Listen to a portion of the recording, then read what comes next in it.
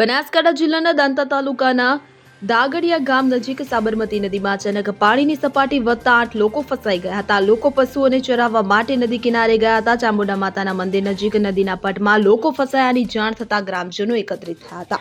આ ઘટનાની જાણ થતા તરત જ એસડીઆરએફની ટીમ, હળાદ પોલીસ અને દાંતા મામલતદાર ઘટના સ્થળે પહોંચી ગયા હતા. રાત્રિનો સમય હોવા છતાં બચાવ કામગીરી શરૂ કરવામાં આવી હતી. એસડીઆરએફની ટીમે સફળતાપૂર્વક તમામ 8 લોકોને સલામત રીતે બહાર કાઢ્યા હતા. છેલ્લા 24 કલાકમાં થયેલા સાર્વત્રિક વરસાદને કારણે સાબરમતી અને બનાસ સહિતની નદીઓમાં પાણીની આવક વધી છે. બનાસકાંઠા વહીવટી તંત્રએ લોકોને બિનજરૂરી નદી નાળા, કોઝવે અને નીચાણવાળા વિસ્તારોમાં ન જવા અનુરોધ કર્યો છે.